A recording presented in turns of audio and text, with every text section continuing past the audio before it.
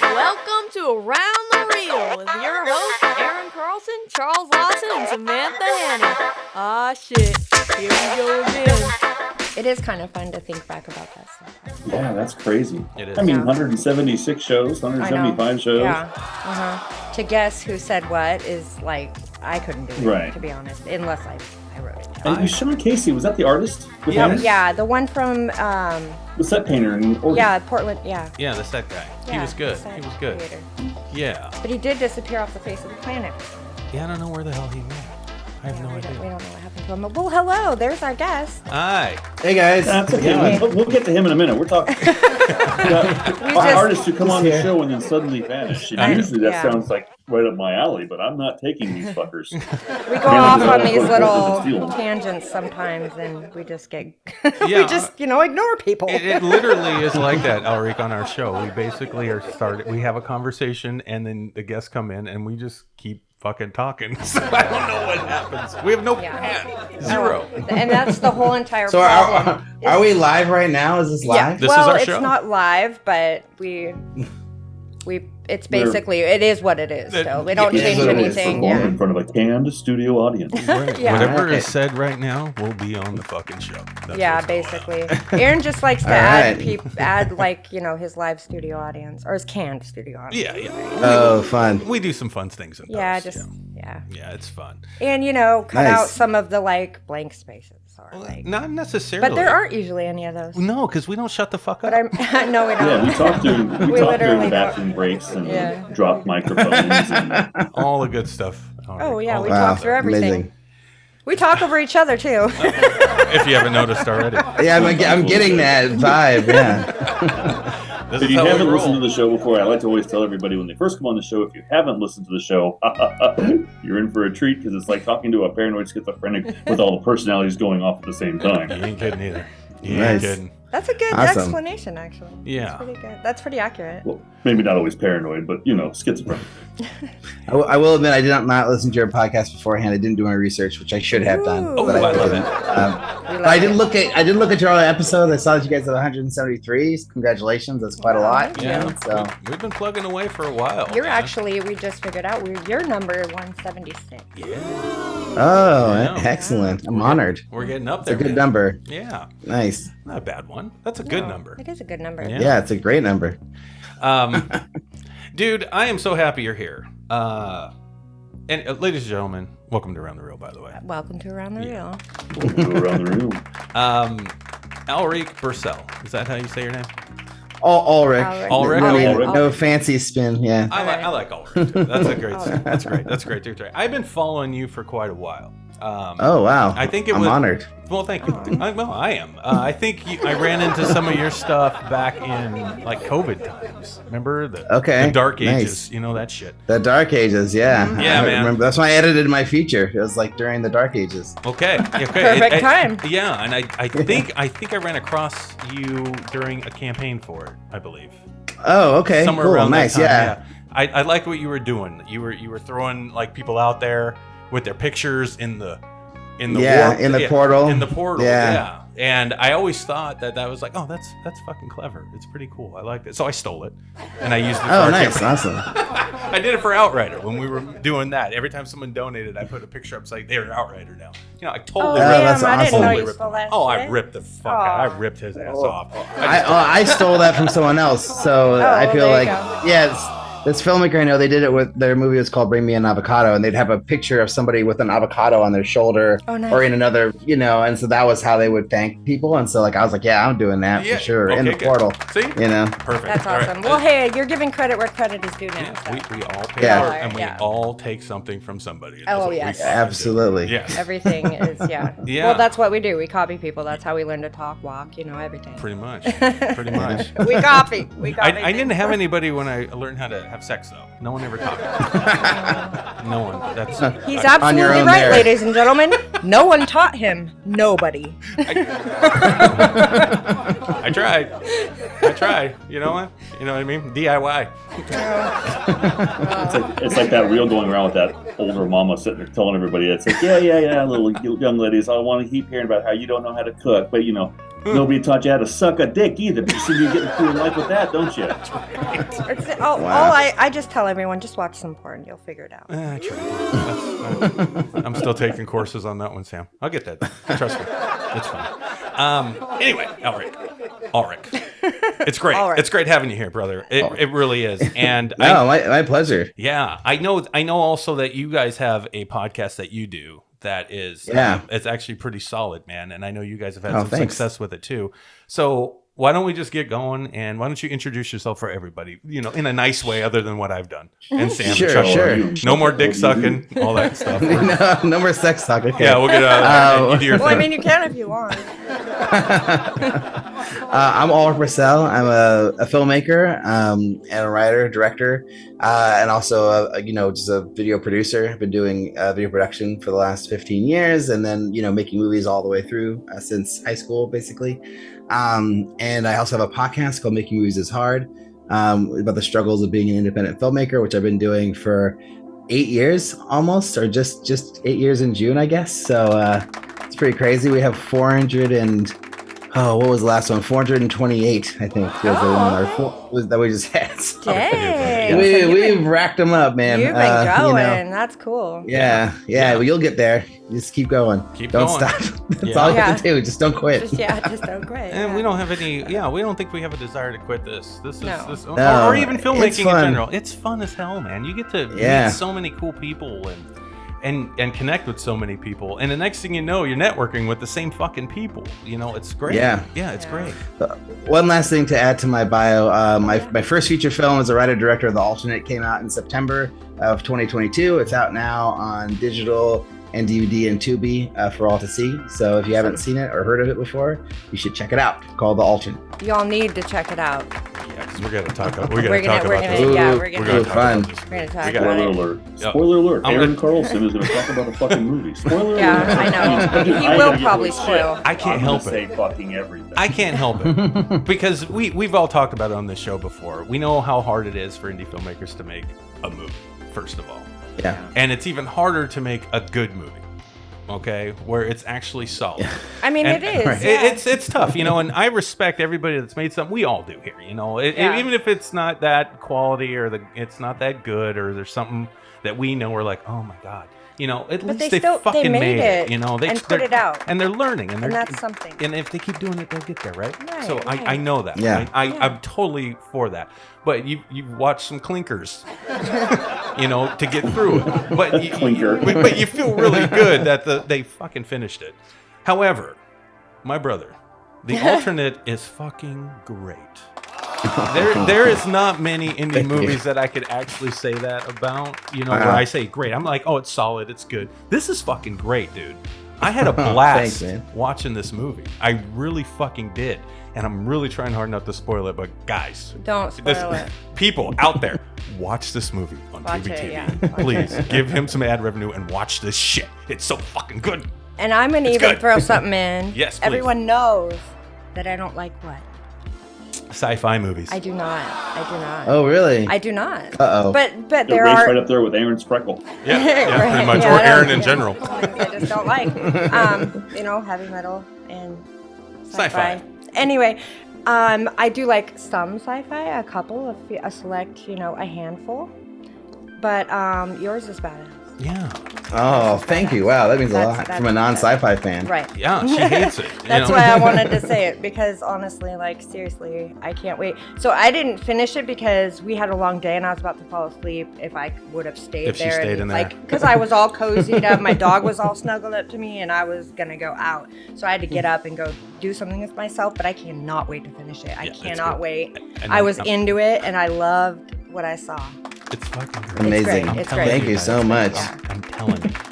It's great. It's great. Okay, so The Alternate. Why don't you explain to the audience your pitch video? Like, what is it? What's it about?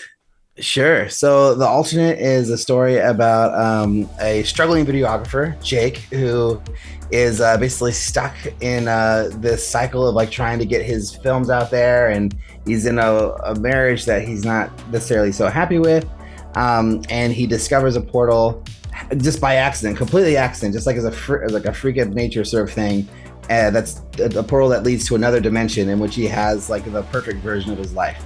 So he like actually stumbles through this portal, travels through to this other world, and sees like the version of his life that he wishes he had. And he starts to impersonate his other self and spy on his family, and then create a relationship with like the sweet, perfect, awesome version of his wife who treats him the way that he wishes his actual wife treated him. It's great. And then eventually he basically gets like wound up in this world, decides that he's the one who deserves this perfect life, and decides to steal it for himself and try to switch places with his other self and take the good life for himself, and then leave his other self with the shitty life that he has created. So that's like the premise setup of the movie. It's fucking beautiful, you guys. And it is, and it's very well made. Very well made. Oh, thank you. We'll talk about the production. Let's talk about the story for a second, because it's so much fun. It's so much fun because not only did you write a film that is good sci-fi, right? But you tied it into, like we talked about last week with Michael J. Epstein, a piece of you comes out in your films. Whatever stories you're telling. Yeah. Obviously you're a filmmaker. Right. So you made a movie about a fucking filmmaker, right? That is struggling. Yeah. And he's got a podcast called Making Movies is Hard. So where'd the story come from? But that's great. It's great. It's so cool. What were you gonna say, Sam? I'm sorry, because I can't go forever. But he finds a portal to what he wants. No, it's just like what every filmmaker has thought of and like dreamed of. So first of all right, it's not cheating, okay? It's not. What isn't cheating? He's not cheating. Oh. If he's going with his wife. Oh, right. Oh, yeah. I don't think it's cheating at all. It doesn't I don't think count. it's cheating if it's another version of the same. It's just the same woman. It's just the version of her that's nice. I think that's like in his head. That's like what he thinks. Yeah. He's like, it's not really. Right. It's her. It's just the same. Whatever. It's another her. It's the same girl. I'm totally rooting for him. I was with him the whole time. I'm like, yeah, do that shit. It's badass. It's great. It's like I put myself in that situation. Struggling filmmaker, working a day job. Sam hates me. If I had a portal and I went and saw a nice Sam, you think I wouldn't go over there, bro? Oh, you don't. I'd fucking go over there in a heartbeat. I'm gonna go see the nice Sam. See you later. I'm out through the portal. I'm out. My asshole. It's so good. It's so good. Oh, I loved it. It's so much fun, dude. It is. So Fun to watch. okay. Fun to watch. Yeah. Let's calm down for this. Okay. I'll calm down. Yeah, calm down, Aaron. Jeez. Hey, bring it on! I'm loving this. It's great. fun, dude. It is really fun. is. When you see a movie like that you can relate to, and whether it's a big budget movie or not, or low budget feature, or whatever it is, it's just really fun to see something all come together like yours did. So, thank you. When you started this journey on this film, what were some of the challenges that you had early on? What'd you go through to get this type of production value on this film? Because it is beautiful. Like Sam said, it's a great looking movie. Yeah, I mean, I've been making it it took a really long time. So like I started writing it, I think in like the spring of 2014 was when the first draft was written. So it was a really long journey. Yeah. And then I basically, after 2 years, I think I thought I was ready to make the movie, but then like I didn't know anything what I was doing, and I wasn't nearly ready at all, and the script wasn't ready or anything. So I basically started doing pitches through, I don't know if you guys are familiar with like Roadmap Writers and Stage 32. They do these pitching. Yeah, Stage 32 I do. Yeah, so I did through Stage 32 and through Roadmap Writers pitching the movie, and I got like, I think I did 20 pitches, and I got like, I don't know what, like, I think mostly passes, but then like maybe 7 or 8 like, reads or whatever, or however it works. And so then nothing came of that at all, but I got a lot of experience. And then I documented the whole thing on the podcast. So I actually played my pitches on the show, so you could like hear me pitching to people on the show. And like me and my old co-host would talk about like how the pitch went, like how, like what I learned from the pitch and everything.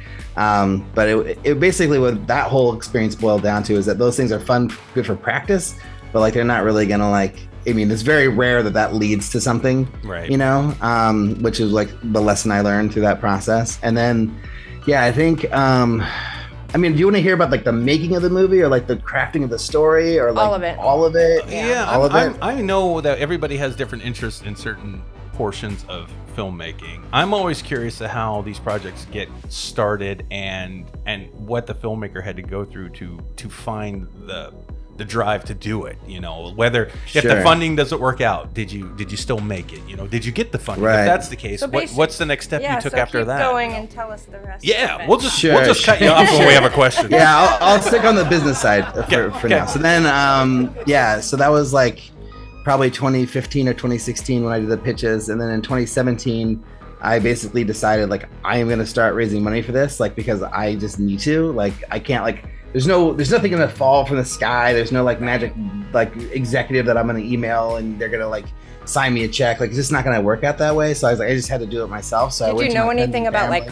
crowdfunding or anything like that, or not yet? I had crowdfunded before for my first short film, so like I had already done that process, and I knew I didn't really want to crowdfund unless I absolutely had to. It was like sort of like a backup. So I felt like, you know, as a filmmaker, it's like my responsibility to be able to raise the money. And like on all my short films, I had spent my own money on the projects, and like I basically had like decided, you know, my wife and I together that like this was gonna be, I'm gonna raise the money. Like I'm not gonna spend my own money. I'm not gonna use savings, like whatever. Like this is gonna come from investors, you know. And so I basically started the process, with my friends and family, and then kind of like circled out from there. And so like the way I did it was I just made a list of everyone I knew who I thought might be interested in investing, and then like I would just call them and invite them to lunch. And then some people wouldn't even like go to lunch with me because they'd be like, "What's going on?" Yeah. And I'd be like, "Well, here's the thing," and then like they'd be like, "Nah, I can't do that." And then like a couple of people would call back and be like, "Oh, I'll give you $1,000 or something." I was like, "Okay, that's amazing. Thank you so much." Right on. Nice. I mean, you know, but like each dollar really made a big difference. So in 2017, like starting from January to like September, I raised roughly $15,000, $20,000, something like that. And now that the movie's out in the world, I'm going to be very like open and honest with the money. I actually been very vague about how much the movie costs. Like on my podcast, like this whole time, I've been very loose with like the numbers. But I think now the movie's out in the world, I can be a little bit more open. Exclusive on Around the Reel. Yeah. But basically, so it was about $15,000, $20,000. And I went to AFM in 2017. Okay. And I did 25 in-person pitches to various different production companies and distributors, like trying to see if anyone would want to come in and like help me with the movie. And pretty much everybody said like, well, come back to us when you either have the budget fully raised or when you have half the budget and like a named star attached to the movie. So it's basically like, oh, well, come back to us when you don't need us anymore. Right. No Basically, shit. yeah. When you can go make the movie on your own. Then we'll jump on board. Yeah. You're like, well, if I had that, those fuckers. If I had that, I wouldn't be here. Fucking pussies. I swear to God, they're pussies. Anyway, okay, continue. Yeah, but I got a lot of good feedback, and I did have a couple of people who were interested that I got to follow up with, and I had some meetings and things like that. But then at the same time, my entertainment lawyer in San Francisco introduced me to my producer, Jeffrey Allard, you know, my now producer, and he was making a movie at the time called The Night Watchman in I think Kentucky, and he basically came back like right after AFM, and so I sent him the script.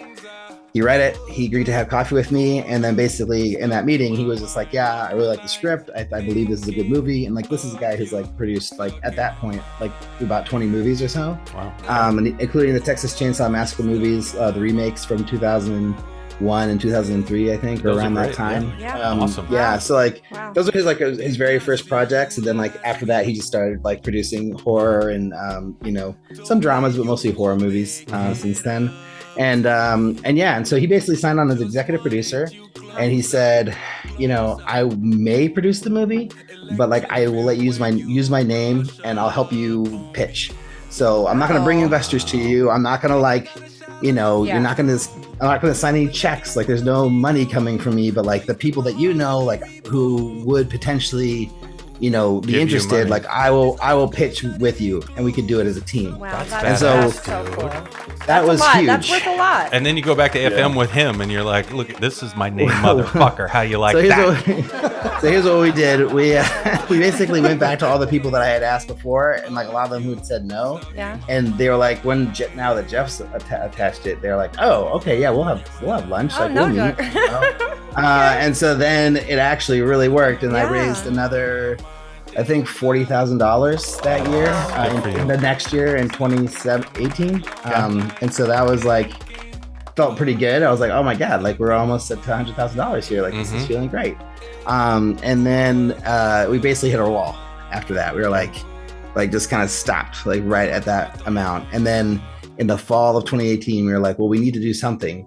Like this isn't just like we're not gonna like magically like break through this wall through the contacts I have. So then we made a teaser trailer for like $1,500 and shot it at Jeff's, one of our producers' houses, or now producers, but at the time he was just Jeff's friend, and he let us shoot there. And then made that, and then we had that, and so then we started in 2019 to send that out to investors, with like, as a little sample, like, oh, here's this little teaser trailer, this proof of concept, and then we got a little bit more excitement from that, like a little bit more, but no actual like dollars. Like some people who were like, yeah, that's cool, like, oh, okay, yeah, like keep me posted, I want to know more. And then so in the summer we were like, well, we have to make this movie. I can't just not make this movie. So like, let's just set dates for the fall. And let's do a crowdfunding campaign. Let's just do it. Let's see if we can get $20,000 from crowdfunding. And then at the same time, we'll continue to push investors and like, hopefully it all like work out, in the time. So like we basically made the train go, we were just like, we're going to do it. Like we have to raise another, I think we needed like 130 for production, and we were at like 60. Okay. So we're like, okay, 20 from crowdfunding gets us to 80. And then we only need like, I think what it was like 100 and something just to start, like that we knew we could like finish the movie somehow. Okay. And then basically what ended up happening was through crowdfunding, like basically while we were crowdfunding, we would do crowdfunding events, and we'd also be telling people about it. And we'd also be like, continuing to spread the word. And so we got more investor meetings during the crowdfunding. And so we were able to lock down like another, like, gosh, what did we get? It was probably like another 40 or 60. Okay. Wow, dude. Like in that time. Good. And then at the like 2 weeks before we were supposed to shoot, we were like, okay, we need another $20,000. This is gonna happen. And then like basically this one like long shot, Hail Mary came through. Wow. And we got a check and we were able to go. So it all happened like really fast, like right when it needed to. It was basically like I talk a lot about, like, you gotta will a movie into existence. Absolutely. Like, just believe that it's gonna happen. Manifest and trust. That shit. Yeah, you do have to manifest it. That's basically how it happened, and I feel like I got really lucky with Jeff coming on, because he actually did decide to come on and produce the movie. Then our producer Tony, he actually let us shoot in his house. Where we shot the teaser trailer, we actually shot the whole movie at. Okay. So that was completely unexpected. And sadly, Tony's passed away since, which is really sad. But like, I mean, I really owe him a lot for that, because without he like basically invested in the movie by like letting us use his property and other properties to shoot in. And like, it was a lifesaver. So Tony is always forever going to be like, I have a special place in my heart for like doing that and making it happen. And then we shot the movie in 2019, and then we did pickups in February or late January, and then COVID happened. Yeah. Oh, and then smack right in your face, So, and brick wall. Oops, sorry. And there was like talk, like we were like, like we had this one executive producer who was really great, and he was a really awesome guy, and he really wanted to be hands-on in the creative process. Mm-hmm. And he put in a big, like probably the biggest chunk of money into the whole movie.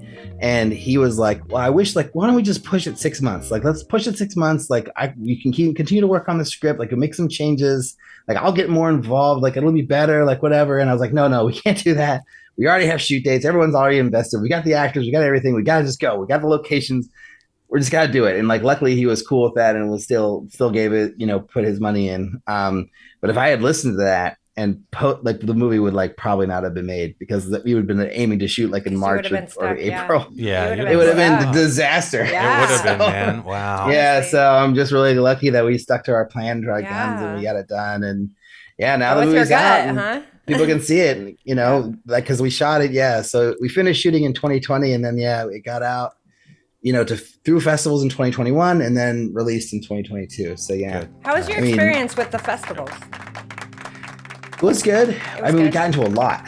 We played like over 25 film festivals.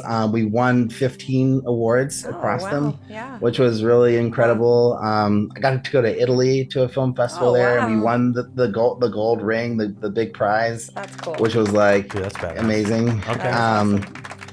Yeah. So it was a great. You had a great experience. Basically. Yeah, I had a great experience. But the thing that, like, you know, because I talked to all these filmmakers on my podcast, like the thing that I realized is that like we were like a very mid-tier like film festival movie, right? Like we played like Heartland International and Phoenix International and you know, what was it? Some of the other big ones. I mean, those are kind of two of the biggest domestic names. Oh, and then you know, we premiered at Dances with Films in Los Angeles. You know, which is like a pretty big, you know, mid-tier film festival. So it was really cool. But like, I think we were like one step below, like where it like you kind of get pushed up to another like sphere in the indie world. You know, like if I'd played Fantasia or Fright Fest or Fantastic Fest or like one of those festivals, I think we would have gotten a little bit more media attention and a little bit more like a better distribution deal with probably a better distributor. Not that I don't like my distributor. My distributor is great, but I just feel like we were like one step removed from like a lot of these movies that like we get pitched to have on our show, right? You know? And I think like one of the things that I wish I had done differently was like I really pushed the movie out to festivals early, like with rough cuts and stuff. And like it just, I would never do that again. I would just wait because we didn't get that really great of a response to the rough cuts. Like a couple, like Dances was one, I think, or whatever. But then we got most of our acceptances once I upgraded the movie with like the finished final edit, you know, and with the final VFX and everything. And I just think, if I had waited a year, like maybe I would have played Fantasia, you know, like maybe I would have played these other, I mean, maybe not, you know, but like, I think at the time I thought like, oh, you know, we're coming right off of COVID, like that they're not going to have that many films being submitted. Like it'll be a good time because like people didn't, you know, make a lot of movies, but that's just wasn't true. Like it was just, so many movies, you know, and it was even a tougher year that year than it was other years for submissions. And so I think, I always wonder, like, what would have happened if I would have waited? But, you know, like if you go in through a portal or something and you could see what the fuck. Yeah, exactly. What was the other version? Yeah. But, you know, I hear from people who watched the movie and found it on Tubi and loved it. And, like, you know, we got a lot of great reviews. And, like, you know, we're gonna really definitely go review it. Yeah, I'm going to put it you'll know my review when you see it. Amazing. It's fucking great.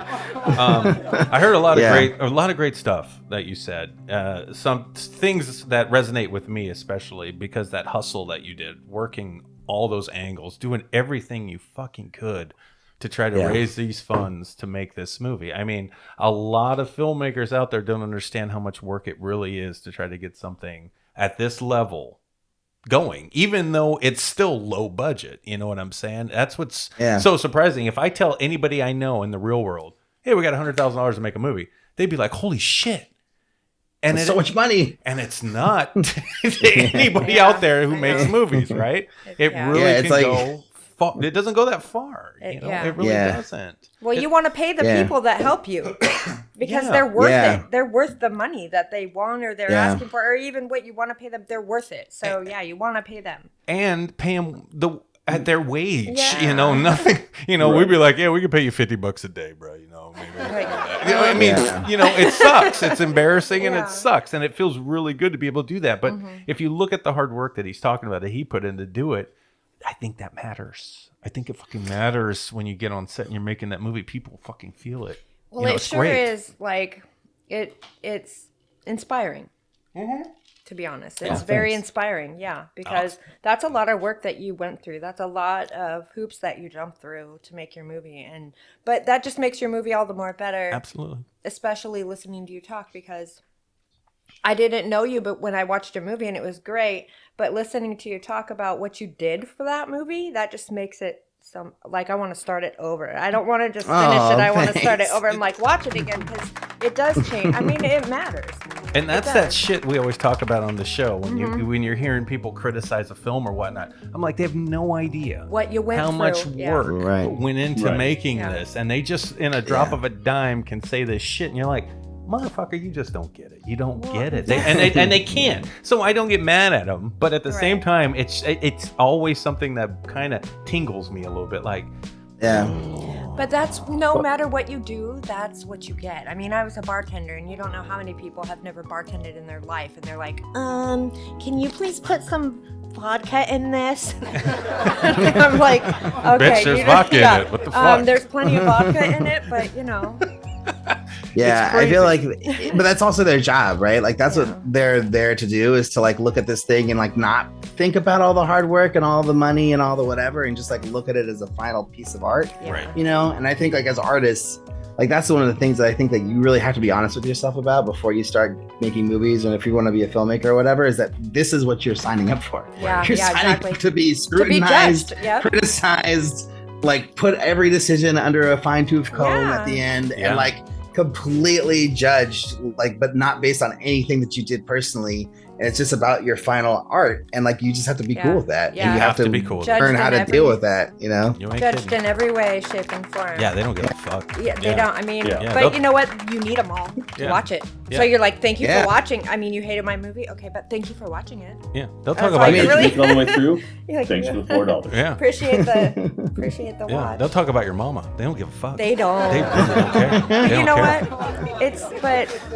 But there's always going to be those ones who give you constructive criticism that you can actually use on your next project to help you get better, because I appreciate those so much, because they are honest and real, and they can actually help you.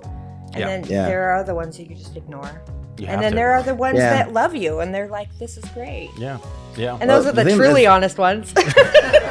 It's really funny sometimes. It's like in the positive reviews, like somebody could talk about some aspect of the movie. They're like, I love this part of it. And then the negative review, they could be like, I hate this part of it. The same thing that the positive review liked. I you know? know. And so you're like, okay, well, I mean, I did it because I liked it and I enjoy it and I thought it was good. And I'm glad that it hits with some people and it doesn't hit with other people. And like, that actually makes me feel better, because if someone didn't understand the movie and they didn't get it, it's like, oh, well, it wasn't for them, and that's fine. You know, they just didn't grasp what I was trying to do. Yeah.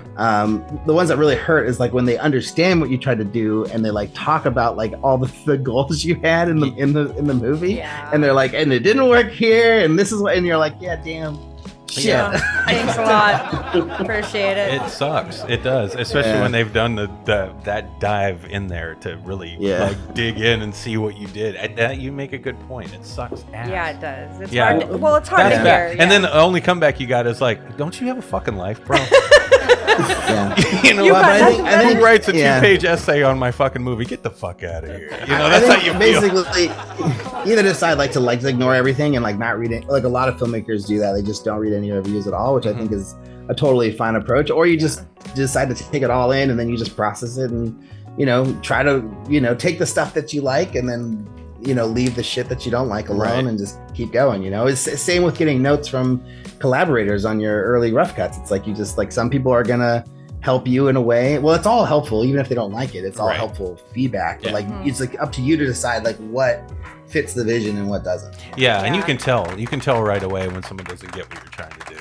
You know, especially if collaborators, like you said. You know, I've had people say something about me, and I'm like, no, that's not what I'm going for. You know, and I leave it at that. That's it. Right. Because I already know they don't understand. They're trying to change something.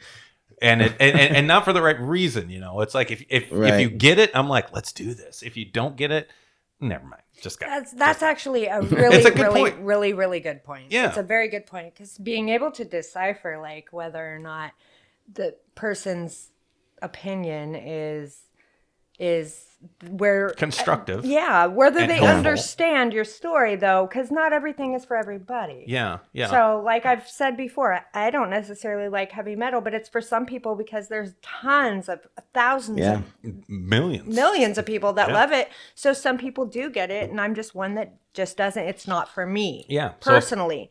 So I can honestly say I wouldn't say heavy metal's bad for a genre. But for me personally, I don't prefer it. I don't like it. Yeah, but you don't write a two-page essay on fucking Metallica new album. I mean, you know what I mean? No, I don't. Just doesn't happen. But there's people out there that do. I know. And you have to be able to decipher whether, you know, okay, you could look at it like, oh, okay, that just wasn't for you, or whether they really did get it. Yeah. And And actually. I think it's actually those people that irritate me. Not what they have to say, just them. Kind of, because like if it's not for you, why would you say anything? Right. Yeah. That drives me up a fucking wall sometimes. I'm just like, what are you doing? Why bother to say something? But they like, have a right to. Okay, well, like you said, I would never clown on anyone's music that did heavy metal just because it's not for me. But the flip side, I would never do that. Right, but the flip side of the coin is we're creatives. We understand the work that people do to put their art out there, and I think that's the difference. These people don't. But at the same time, I know these are the same people who say something bad about the food at the restaurant. Or that lady who says, "Can you put some vodka in this?" It's the same motherfucking person, and that's what drives me crazy. It's just like, some people just always have to bitch about everything. They do. Yeah. Well, they're missing out. That's the only voice they think they have. Yeah, they're missing out on the fun, and that's what's sad. They're missing out because your movie was fun. I loved it. I enjoyed it across the board. It was entertaining. You know, you let your mind go in the movie. That's what you're supposed to do. You're not supposed to worry about all the shit in real life. Just let it. It's an escape. You watch it so you can. That's the goal. That's the whole fucking point, right? I can watch these movies and I go, it helps me with my day. You know, like if I had a shitty day and I'm going through my shit and it's a hard day and I'm watching Chris Hemsworth take down helicopters in a 22-minute oneer in Extraction 2, I know it's not believable. When I can't hear my show in the other room. Yeah, but my man is battling and he got through it. I can get through my day by watching Chris kick ass. You know what I'm saying? It's just something that gives you a little, all right, let's go. That was fun. And people are missing out. Well, it's sad to me. Yeah. Well, I think that people that nitpick are just nitpicky. And that's sad because it is sad. I mean, if you look for the bad in something, you're going to find something bad. Everything. If you literally watch something just to see what is bad about it, then that's a problem. Yeah, that's your problem. And they go in that way, I think. They really do. They sit there with their notepad and whatnot, and I'm going to pick I know people like that. And they nitpick everything. And it's very sad because they have sad lives. But you know what? We don't have sad lives because we don't nitpick things. No, we don't. No. We appreciate good things that are good things. I'm not putting the negativity out there on the planet. Like I was talking to another someone we know up here in Seattle. He has a podcast too, and I always post positive things about movies I watch online. You know, like Facebook. I'm like, hey, you know, Extraction, badass, or whatever movie I'm watching. Tombstone the other night I watched it again. I'm like, dude, Tombstone's legit. You know, it's so good, good. Yeah, and I put that up there, and this specific person says, do you ever put anything up about movies you don't like? And I'm like, no. Why would bother? Why the fuck would I do that? He's like, well, it seems like you like everything. And I'm like, Aaron, you do kind of like everything. Well, I don't talk about everything though, but I enjoy movies. So if I have something negative to say about a movie, why would I post that? I mean, think about it. Why would I put that out there? Like, hey, don't watch this movie. It sucks. I mean, why would it? That is not fun. That's looking for an argument with other people, right? Anyone, it's really. It's looking for an argument or bringing a bunch of negative assholes to the thread that agree with you. I don't understand why you put that out there. And they're like, well, you know, I'm a critic, I'm a reviewer or whatever. I'm like, oh my God. Well, nobody cares. I'm not going to go not see The Flash because you didn't like it. Yeah. I'm going to go see The Flash because I want to see the fucking Flash. And that's it. So fuck you. And if he talks about it or posts about it, he likes it. If he doesn't. Yeah, exactly. If you don't hear from me after I see The Flash, you could probably assume I didn't like it, but I don't have to rat on the movie. I just don't have to. So I have a hard time with that piece of that, if that makes sense. And how do we always get on reviews? We always talk about that all the time. We do a lot. And it's just people. It's a touch point for everybody though. Some people like Alrik was saying. Sometimes some people can just completely ignore the reviews. Some people can take them all in and digest them the way they want to. And some people you have to pray that they don't read some of the reviews that came up because you don't want them to curl up in the corner and cry for an hour. Oh, that's me. You're talking about Sam hasn't made anything yet that actually gets a bad review, so she doesn't. That's the nicest thing you said. I totally. I think it's important to tell people honesty about something, but like in that critical state when they really need the education or the help. I have no problem with that. But there's a difference between there that is just insulting someone and just. Well, here, I'm going to throw us all under the bus for a second. Oh, Ulrich, I didn't get a chance to watch the movie yet, but I am planning on probably watching it tonight or tomorrow. Awesome, amazing. But everything that Aaron is saying is honest. You know the honest thing that we say on a show when we're talking to somebody and we watch their movie and we're like, it's usually like, hey man, you got through it. You made the movie. Yeah. It's one of the most trying things you'll ever have to do. We talk about the process of them making the movie, not necessarily talk about all the great parts of the movie that we loved if we didn't love the movie. Yeah. Yeah. The fact that we know how hard it is to make But it. you don't have to say Because we want to encourage them to keep going. because that's what you have we to don't do. want to discourage. Everyone starts somewhere. Exactly. Yeah. Yes. You know, and like I don't know your show content, like if you're a review show or not, but like for us, like we get sent all the links and like, you know, for movies, and we watch them sometimes, but we don't watch them most of the time. But we're not a review show. Like that's not like our point. Like we're trying to learn the how and the why and how it all came together and like the struggle and everything. Like we don't really care about like the actual movie, which like sometimes throws filmmakers off. They're like, you didn't watch my movie? It's like, well, that's not, I don't really need to watch your movie to have this conversation, you know? Like that's not the key. Like sometimes it's helpful and I love to watch movies if I have time. It's just like, where's the time to watch every single movie? So that's why like when you keep saying you didn't watch the movie, I'm like, oh, whatever, you know, I've watched probably like one movie of from one of my guests this whole year. So. Well, it was perfect timing because we got back from a birthday party this afternoon. We had 3 hours before the show. We thought it was going to go longer. That's why we pushed the show a little later in the evening. But I had 3 hours, and I'm sitting here, and I have so many things to do. I could edit this. You know, I've got files I've got to organize to get ready. We got a documentary we're going to start shooting next week I got to prep for. There's so many things I could have used in these 3 hours. And I laid on the bed, and I go, I'm watching Alrik's movie. That's what he actually worked for. And I put it on. And I watched that whole motherfucker, and I was like, I'm glad I did it. I finished it, you know, about 45 minutes before the show, and I fucking loved it, dude. Guys, I gotta put the dog out. He's get the dog out. That's fine. We'll keep going. Anyway, it was fucking great, and that's the kind of thing I like about doing these shows, because we're like you, buddy. We don't have... Jesus.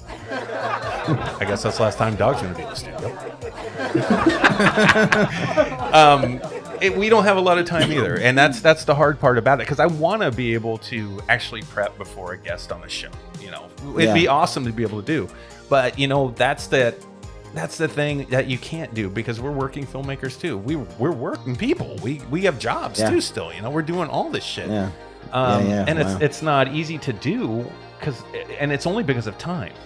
It's only because of time.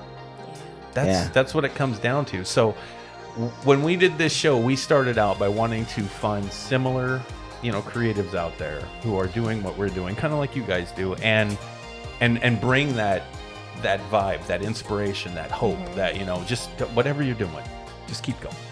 Just keep fucking trying. Keep doing it. If you really, really are truly passionate about this and you keep trying, you will make it. If you quit, maybe it wasn't for you, and that's okay. However, and we've seen a lot of them come and go on this show for the past 4 years. You know, I'd say half of the people that we've had on the show are still doing it. There's maybe a quarter of them that are kind of hanging on, and the other quarter gone. Disappeared. Wow. We can't see them anymore. Haven't seen them. And we believed in all of them. Every single one of them. Every fucking one of them. Yes. Yeah. One way or another. And they were excited and going. Yeah. You know, so at one time. So it's sad to see them drop off. Like, you know, something didn't go right, and they ended up quitting, and that's really sad for you to see doing something like this, a podcast where you watch people and their transformations. Sometimes they blossom, and then sometimes they just fall off the planet, and you're just like, what happened? Yeah. We wanted you to keep going. I mean, they all have something. Well, put it this way. All right. Is your movie a blockbuster hit? Are you making a ton of money right now off that thing? No. Okay, great. Not yet. I haven't got my first Tubi numbers yet, so I'm still holding out hope. Oh, they're going to be good. They're going to be good. There's a nice chunk there, but but no, I didn't set the world on fire financially. Okay, all right. Unfortunately. But that's the longest wait, by the way. I guarantee you. First one. It takes 3 months, 3 or 4 months. It takes a minute. It's like a year, it feels like. Sam was like, when am I going to get paid off my fucking documentary, bro? I'm like, it's coming, Sam. You got to give it a minute, bro. She's like, I need money. Well, it never comes, and you're just like waiting.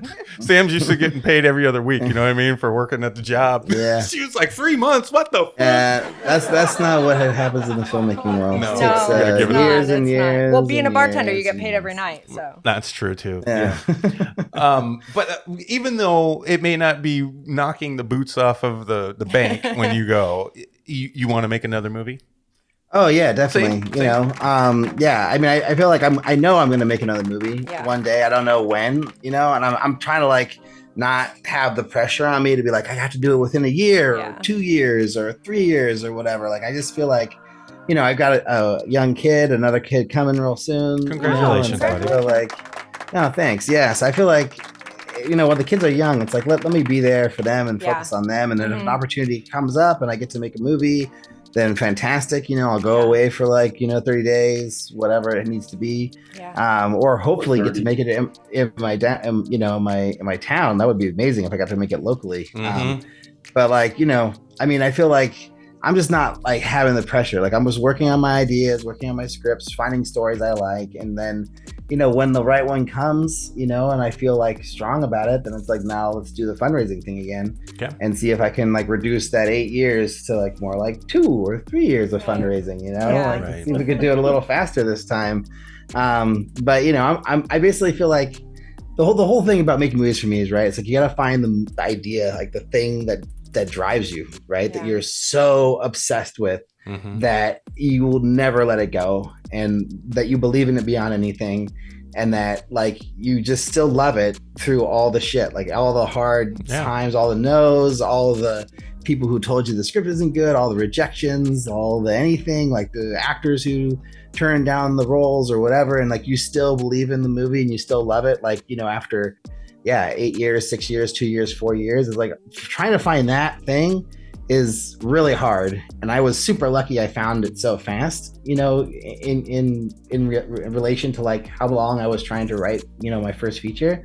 And so I'm just basically trying to do that again, like find the movie that I believe in as much as the alternate, that I will like, you know, do everything I need to make it happen. And then it won't matter. Like if it takes me 8 years to make it, it's not gonna, if the movie is right, the idea is right, like it'll be worth it, you know. Well, the passion but if doesn't it's like, die, right? Right, no. And if it's the wrong idea and I rush into it quickly, then that's going to be a disaster. Sure. So like, you know, wait for the right thing to come along, either that someone else writes or that you write or whatever. And like, once you find the thing that you like are super, like that you will go all in on, that like you would just like everything, I'll put everything into this and be happy to, that's when you know you're ready to make the movie. And I think like a lot of people just are so excited to make a movie, they just like make whatever, you know. And I think that's what ends up happening. You know, that's when things go wrong, is like when you don't put the time into the prep and you don't put the time into the core concept of the story, you know. The name of your podcast basically says it all. Making movies. You know, it's interesting that you bring that up too, because we've been talking about that recently. I think we talked about it with Epstein on the show too last week. You know, I always think there's not one right way to do this process, right? You know, there's some people that take, like you said, 20 years to make one of their films. And then there's other people that knock them out once a month. And, you know, and quality obviously can go either way, depending on how good is this filmmaker. You know, I know filmmakers that can, you know, film a film in a month and do the post and then get it out. And I'm like, man, it looks pretty good. Not bad. You know, I've seen other ones do it and I'm like, oh shit, they should have took more time. You know, and I always think of that skill level, like where are these filmmakers at in their craft, you know, and how long have they been doing it? There's so many variables, I think, to this as artists. Like some people are just gifted, they can do it, and some people have to work harder. Well, you know, it's just like with anything. You know what I mean? But what did we say about making movies and how? What did we say about pushing them out? You know, you got to get like a lot of them out, or take your time and put the quality into it. And make that matter and make it the best absolute best you can do. And I think that makes a difference. I do think that. I think we found a balance with it early on here now, because we did have that idea to try to do as many films as possible. We were there a few years back. That's where our brain was. That was going to be our documentary mindset. But we wouldn't Jay Horton, pump them out every 2 months. Jay Horton. Exactly. And go that route and see what it does, so we can get a catalog going. And then maybe if we can make some money, then we can get out of the day jobs, and then we can really focus on the filmmaking in general and get it done. And put that time into every project we do after that. But, you know, we didn't do that. We took our time. We decided to slow it down. Yeah, Sam, take your time to make your documentary, and it turned out very well. And in the audience, we're not making a ton of money, but it's making something every month on Tubi, and it's an honor. It's awesome. Yeah, you know what I mean. And that's only one. I don't want to talk about my first movie, but we got one good one out there. I feel like that whole movie the first few months. I did all right. Yeah. What were you saying? Yeah, like the whole Jay Horton, approach is the way that you can make money. I think in this business, if you just do quantity, right? Like it's one of the ways. Movies. It's one of them. Yeah, for very little money and get them done quickly, and then build up a library, and then have it then you're going to be generating enough money slowly over a long period of time, and then you can pay the bills, Right. Correct. And he was able to build off of that and be able to make more or put more into his movies now because of those movies that he threw out there. And now he's slowing it down, and he's taking the time to put more effort into it, and he built an audience, a filmmaker core for sure, and he's got an audience of people who love his movies. So I mean, that's one way of doing it, right? It is, And then there's another way. Alrik, your movie is great. I mean, it's visually stunning. It's a fun story. I loved it. You pulled off sci-fi with a little bit of money. I mean, imagine if you could make some more. At that level, it's great. But I think that there's not just one way. Your movie here can build you that audience and that core of people that are gonna want to see what you got going next. They can't wait, because I already can't wait to see what you got going next. Yeah, dude. Because I mean, that's how you feel. Watch it's that good. So it's dope. I think that you're building that, and the ending's great. The ending is you're great. gonna be surprised. You're gonna be surprised. You're not gonna believe the ending. It's so good. It's so good. I didn't see it coming. It's so good. I love that you said that, because the ending was a big thing with a lot of my crew, and then this feedback in general, people didn't like the ending. They're like, "Oh, the movie's great," until the last fuck that, 5 pages. I was like, well, no, fuck them. That's the best part. No, I know why, probably because of what I said earlier in the show. But no, the ending is. I was but it was fun because I didn't even see it coming. I didn't see it coming. It's good. It's good. You're gonna love it. They'll never get it. They'll never get it. Well, anyway. If I don't say anything, they'll never get it. It's fun. Yeah. Before we get too late, let's talk about your podcast a little bit. Sure. A little bit more, because I'm very interested in talking to other podcasters and sure. And doing this thing like we do, this is a staple for us now. We make movies. I have my thing I'm doing. Chuck's been helping us do this stuff for a very long time. Sam's going into documentaries, and then she's got another one that we've got funding on now that we're going to start shooting next week, which is great. So, we're moving forward slowly. I'm focusing on YouTube. I have a boner for YouTube for some reason. And I've got this, how you said earlier, when you're really passionate about something, I love what we're doing there. I love this horrorverse thing. I love taking this fan film shit and twisting these stories and coming up with this alternate universe that we're doing. And I know it's a slow process. It's a slow grind. But every day I wake up, I'm like, oh, we got 6 more subscribers. Oh, we got 10 more subscribers. Oh, yesterday we only got 2. Oh, shit, look, today we got 20. It's gradually just growing. And I'm fine with that. It's like a plant, just kind of fucking slow. Yeah. I'm hoping that we get there before the leaves fall off. Just water it with content every day, right? And you're fine. That's all I'm doing. That's all I'm doing. But it's a lot of fun to see. You know how it is. It's fun to see if your idea will work. And and that's totally. Sometimes you get stubborn with your idea, where you're like, no, I want to do it this way just to see if it'll fucking work. And if people are going, yeah, but if you do it this way, and you're like, you're probably right, but I'm an asshole, so I want to just try it this way. And that's something else that we have to fight with as creatives. It's like, do you do it for the success, or are you doing it because you really want to say something? Yeah. And that's the tricky part, finding that line. It's hard. Well, if you think about it, someone's always got something to say. I mean, I think I go back to when I was having my kids and I wanted to name them this, and someone always had something to freaking say. Like I'm going to title my kid. Don't name them that. That's a horrible name. And I'm like, fuck you. That's what I want to name my kid. That's my title. But the point is, someone's always got something to fucking say. And so you got to weigh it out, you got to make a choice. Yeah, you really do. Yeah. Whether you just want to go with what you believe in and what's in your heart and your soul, or whether you want to listen to people, because sometimes listening to people can be very valuable, but sometimes not. So it's hard. Yeah. Well, before I forget, just the reason I brought that up is because this show has become a staple for us. We do this every week consistently, and we have no intention of stopping. If we didn't make movies anymore, I'm pretty sure we'd still do this because it's just fun. And I just kind of want to know where you're at on your podcast. I mean, you've been doing it a long time. You've grown a good base audience on that show. and you got some great guests that come on. You guys talk real like we do. So what are your intentions with your podcast, and where is it going? Well, so when we started, it was me and a different co-host. So Timothy Plain was my original co-host when we started back, 400 plus episodes ago. And then he quit filmmaking at episode 182. Oh, wow. So like talking about you seeing people quit, like my co-host quit and like left me alone.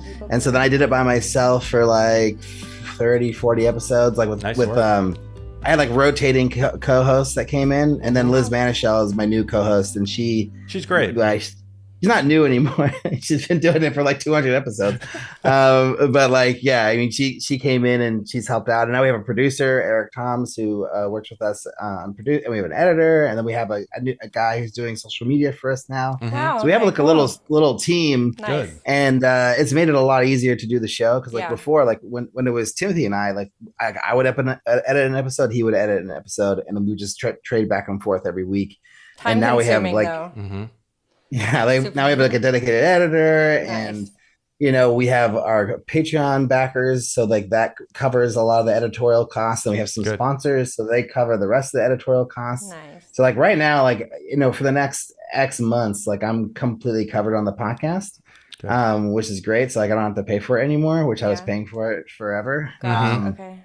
So yeah, I feel like the goal originally was like just keep on doing it until my first movie was out.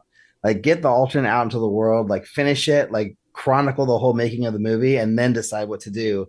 And I feel like now that it's out and I'm still doing it, it's just like I still get so much from all the conversations I have. Like every filmmaker conversation I get to be a part of, I grow as a filmmaker. I learn something every single time.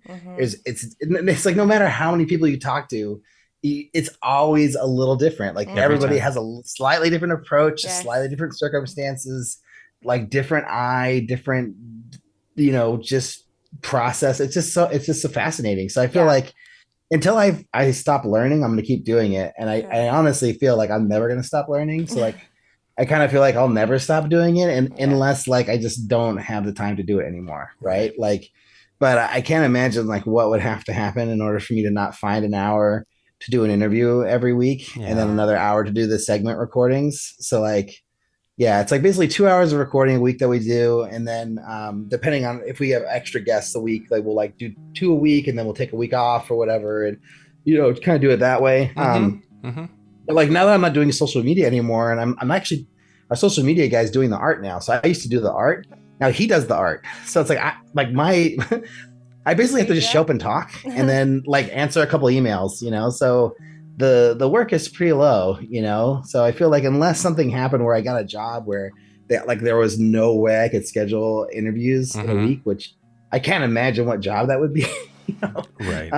So yeah, I feel like I'll keep on doing it, but I don't know. Who knows? Like I've definitely had moments where I was like, I'm ready to be done with this.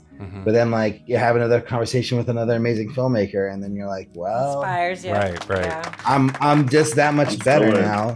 Yeah. So why not keep doing it? Honestly, I mean, we've learned stuff literally from every time from brand new filmmakers who just started. From just starting out, they've inspired you. To people who've worked with in Hollywood. We've learned just as much from everyone. I guess there's something valuable in every podcast we've ever had. And sometimes we've needed them. Yes. On our hard weeks, and when we got I don't want to do this podcast today. God damn it. And then they surprise you. And then all of a sudden you get in there, and as soon as you see them pop in for the Zoom meeting and we're ready to roll for the show. They're excited. And then all of a sudden you see their face and they're lit up and they're ready to go. And you're like, fuck, I can't let them down. Next thing you know, 5 minutes later, we're into the conversation. We are all smiling and happy. Yeah. Isn't that crazy? Yeah. But it helps. It helps you with making movies too. I feel every time, because then it just keeps you going, because you want to not only keep going for ourselves, but to show these other people that are just starting to keep going. And not quit as well. So I mean that inspires me to keep going personally, is I want to show them that you can you keep going. You'll do something. Yeah, you'll feel like you feel like a bitch if you quit. Oh yeah. I mean, I wasn't going there. You would. I would. I'd talk all this shit on the show, and if I don't show up anymore, Jesus. Well, I mean, you might feel like a bitch, but I'm a I don't- pansy. I gotta go. We gotta do it. That's funny. It is funny. The whole thing is funny. I love it all. I absolutely love it all. Yeah, I was sitting there talking to Lizardo today about, color and grading the new movie he's doing. And, he's been on a roller coaster emotionally in this industry for a very long time.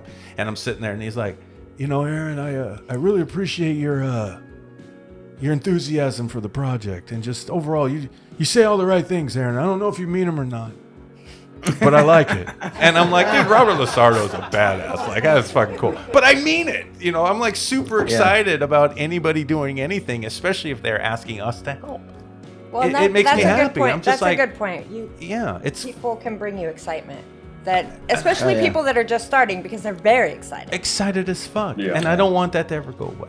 It's contagious. It is. Yeah. It's good energy. Yep. It is. And when you're new, it's like you don't know what you don't know, right? It's Right. like you're gonna come up with like new things that, like new approaches, new ideas, new processes, new just everything. It's like because you don't know like what you can and can't do. There's no rules.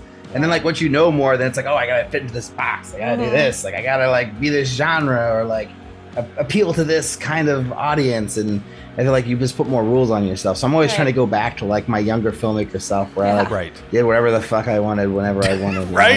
Yeah. And just put myself into it as much as I can too. Like I feel like that's like the thing that I've been like really noticing about like my favorite movies, either indie movies or big Hollywood movies, like the ones where you can tell the filmmakers put themselves into it, or like that it's like a personal thing that is going into the movie, like that, the better it is. Always. Absolutely. Because those things are, it's just special. You know, It's it makes special. it special. It always starts on set. It starts before it. That hustle, that energy you did in the Yeah. beginning, that rolls right into everybody else. And if you're still positive and going and you did all that before they even show up, and then they see you energized, they get energized, and it just spreads like fucking fire. It's beautiful. It's beautiful. Yeah. If you come to set like, all right, you guys got that? All right, lights. Excitement is All right. definitely The contagious. only thing worse than a lazy set is a dictatorship.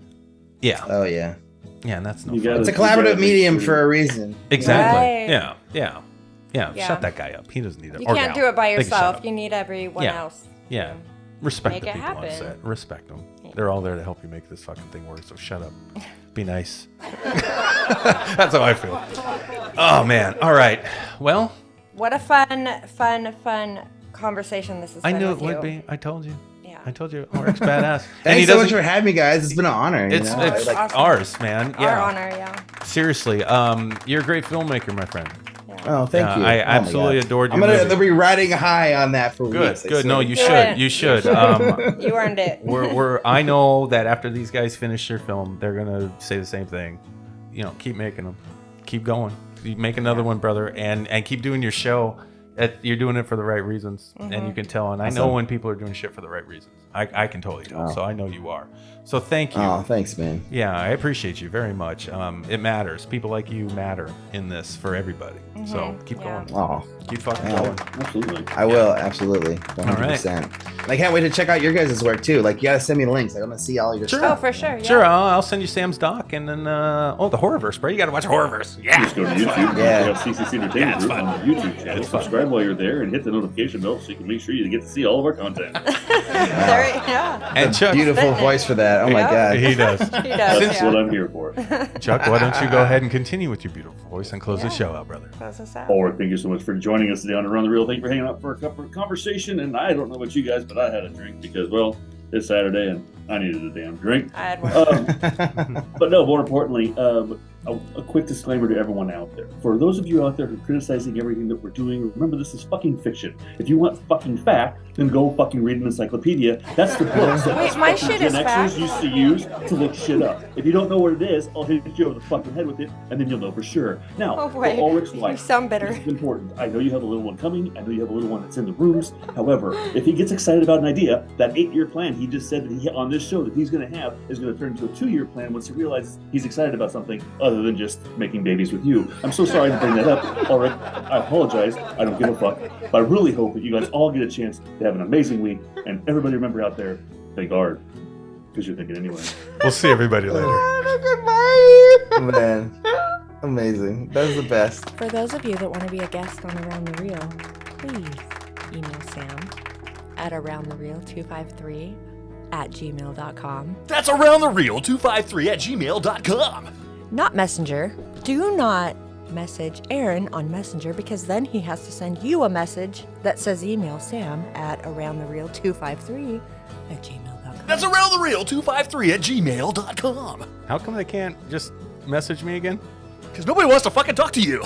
Can anybody reach out? That's an artist, filmmaker, actor? If you're an artist of any kind, we want to hear from you. But we are going to vet the crap out of you. We don't care if you make millions of dollars in Hollywood or if you're just beginning your career in the art industry. We don't care. So everybody that wants to be on Around the Reel, yes, we want you. That's aroundthereal253@gmail.com.